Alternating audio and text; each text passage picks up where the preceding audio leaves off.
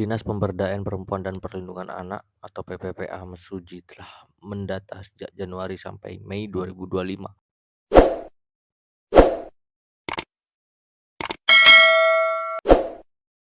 Sudah ada 7 kasus kekerasan seksual yang terjadi di Kabupaten Mesuji. Dari 7 kasus kekerasan seksual tersebut, korbannya ada 10 anak di bawah umur dan 3 orang dewasa.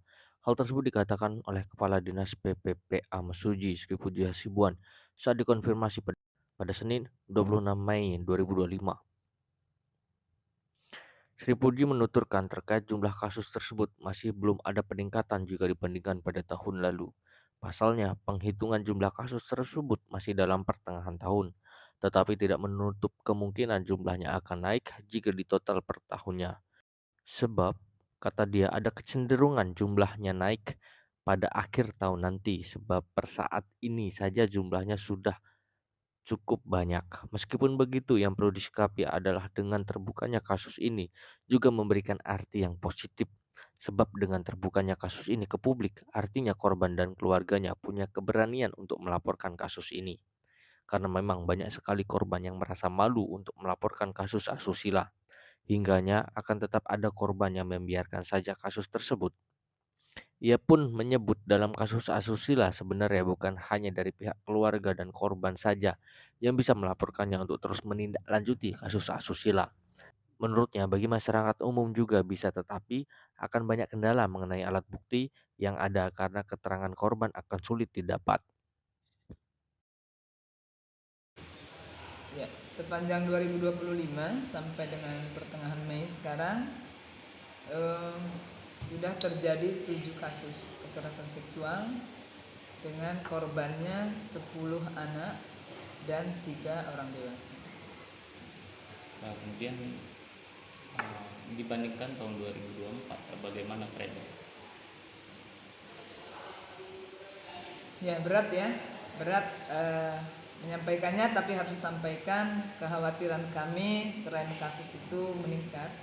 Tetapi perlu disikapi bahwa dengan meningkatnya kasus yang terblow up, yang terlaporkan secara prosedur hukum, itu juga memberikan arti positif, karena dengan terbukanya kasus ke permukaan, ke publik, itu berarti korban dan keluarga sudah mulai punya kekuatan, punya keberanian untuk berbicara.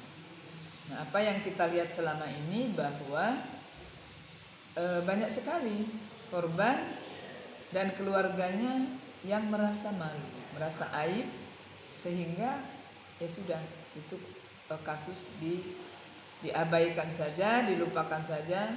Bahkan kami sudah melakukan satu pendekatan yang menurut kami itu sudah maksimal ya dari kami terhadap ada satu kasus di Waiserdang tahun yang lalu. Tetapi karena itu oleh ibu korban itu adalah aib keluarganya, jadi sama sekali sampai sekarang tidak mau melapor.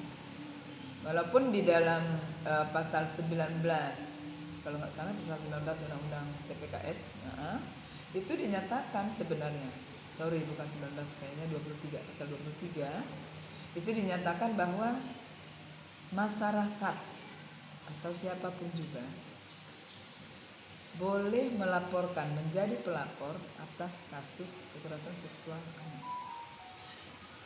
Jadi artinya pada saat kasus yang saya sampaikan tadi bahwa itu oleh keluarga dianggap aib, tidak ingin dibuka, kita bisa buka, tetapi tetap sulit bagi penyidik untuk melanjutkan karena keterangan korban nggak bisa diambil langsung. Nah, seperti